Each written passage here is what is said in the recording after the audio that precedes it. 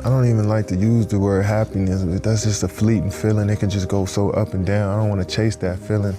It's just not an efficient way for me to live. I feel like just having peace and simply just enjoying being alive every day is the best place for me to be. You know, I don't want to be happy and sad. Like, I don't even want to have to go through that. I just want to just kind of flow through life. I experience so much. I just want to take on every experience for what it is and enjoy it in the moment, you know? So I don't want to chase happiness. Just try to stay even.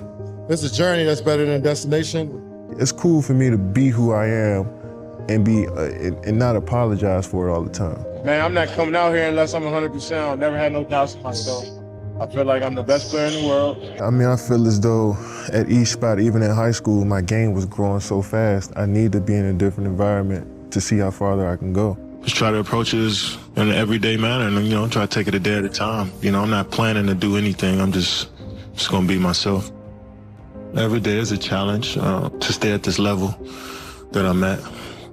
So I never looked at me switching teams as a new challenge. Every day I wake up, I gotta fight against that standard I set for myself. I felt like it was a time for a change. That was never my mentality ever, always to win the game. And, you know, I appreciated people like respecting my game, but I was like, I wanted more for myself. When I dive into something like that, with that level of focus, I don't want to be anywhere else in life. That's the most enjoyable experience I ever had after that first one. Try not to compare. I just each stop along the journey has been, I don't know, it's just been tailor-made for the moment, I guess. You know, been learning a lot so far as a player up until this point. So I think I'm starting to put everything together out there on both sides of the ball, and I'm not looking at points or shots that I get up. It's just how focused I am at each possession. At one gym, I might be the best. At another gym, another guy might be the best. But it's just like, it's millions of gyms around the world, and this conversation is gonna always keep happening, and nobody's gonna get the title outright. So it's no need for me to even think about it. But I know what I bring to the sport. I know what I bring to the culture of the sport. And I feel like I'm accepted by all the real ones in the game, you know what I'm saying? So that's really all that matters. I get that respect, and that's what I've been playing for. Yeah, life is crazy. You know, you can be on that high so fast, and then in a matter of seconds, you go back down. I'm grateful for it. It's tough that I had to go through it, but I'm also grateful that I can experience it, because down the line, I can be able to speak on how much it helped me as a player and a person. I went through some adversity, but that's a part of life. That's a part of this journey, and I knew it. It was tough, don't get me wrong, but I never wanted to quit. I never thought I got worse as a player. I never thought that, so I wouldn't say it was a low. I just thought I hit some adversity, hit a couple bumps. And the way I was raised, the way my mom raised me, my brother and my dad, they keep fighting through. And I just tried to take that and apply it to my everyday life. We were stacked. The odds were stacked against us. Single parent with 2 boys. By the time we were 21 years old, everybody told us we weren't supposed to be here. We moved from apartment to apartment by ourselves. One of the best memories I had is when we moved into our first apartment. No bed, no furniture, and we just all sat in the living room and just hugged each other, because that's what we thought we made it.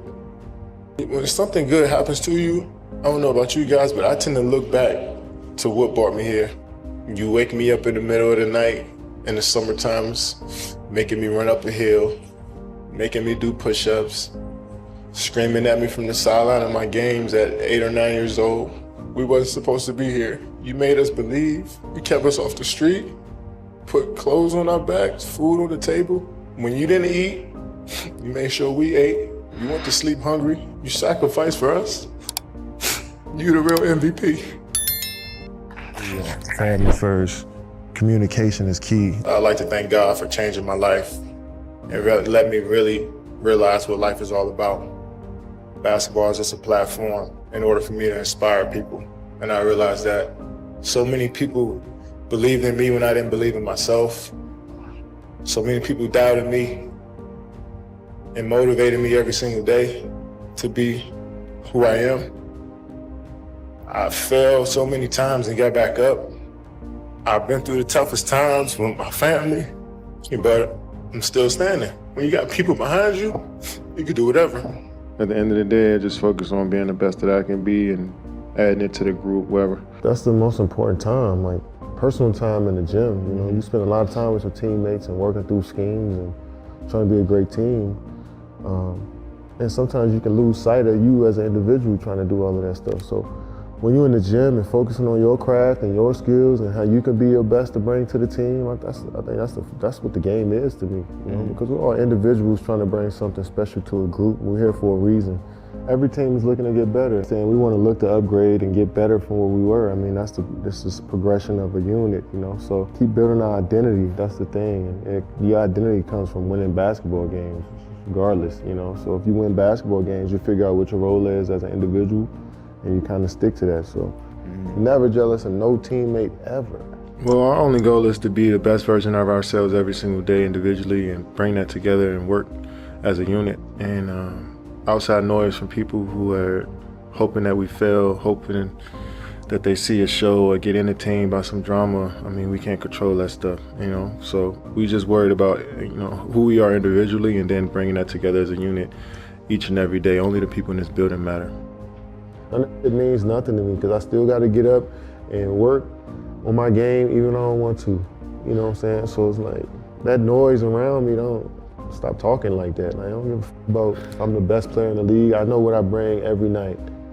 No crying over spilled milk. It's about how we can progress and get better from here. I definitely used to have crazy anxiety wondering how I was going to play the next day or the next series, you know, and it used to drive me crazy. You know what I'm saying? And for my mental health, I guess, it's easier for me to have this approach of just, you know, waiting to see what happens and then falling back on the work that I put in, you know what I'm saying? And if I fall back on that work, then, you know, I don't have to worry too much about what happened. I already know it'll come naturally. Try to play and try not to worry about it. If it happens, it happens.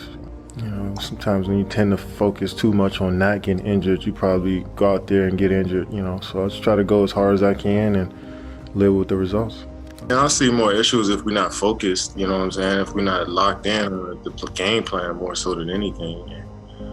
Once we got a good game plan and, you know, we follow it to the T, you know, we understand that life is also bigger than this. So, like, if I'm telling you to, like, get your ass in the corner, it's not that I don't like you. It's just that, you know, that's what we need for this play to work. I wasn't expecting to be a happy human being from a title. I was just expecting, like, you know, the ending of a movie. Once you work so hard and everybody tells you, like, yo, this is what you need to be working for, is this gold ball and these rings. And I'm just like, all right, cool. Let me lock in on that. And I locked in on wanting to achieve that, but I also realized it's a lot of stuff that factors in it that's out of my control. And once I won a championship, I realized that, like, yo, my view on this game is really about development. Like, how good can I be? You know, I was just thinking like that, man. So to hear all of this stuff about I had ulterior motives and I was selfish, and I was just like, man, that hurt more than anything. And I was really opening myself up and trying to build relationships with everybody there. So it just felt like a slap in the face, but, you know, then a certain side of me is like, well, I'm supposed to expect that. Like, I don't expect these people to be my friends. Yeah. Like, that was my fault at the end of the day. So I shouldn't have opened up that much. I shouldn't have expected them to be, you know, cool and be friends with me or to do right by me, you know what I'm saying? So yeah, I felt like, yeah, of course I felt hurt from it, but, you know, it's a lesson learned. Kevin Durant's favorite quote is, hard work beats talent when talent fails to work hard. What does that quote mean to you, Kevin? It means no matter how good you are, if you don't work hard, nothing will happen for you. So I always use that quote. I instilled it in myself that no matter how good I am, I got to keep working. Hopefully I'm setting a good example about how I approach the game, and hopefully I keep inspiring people to play and watch the game.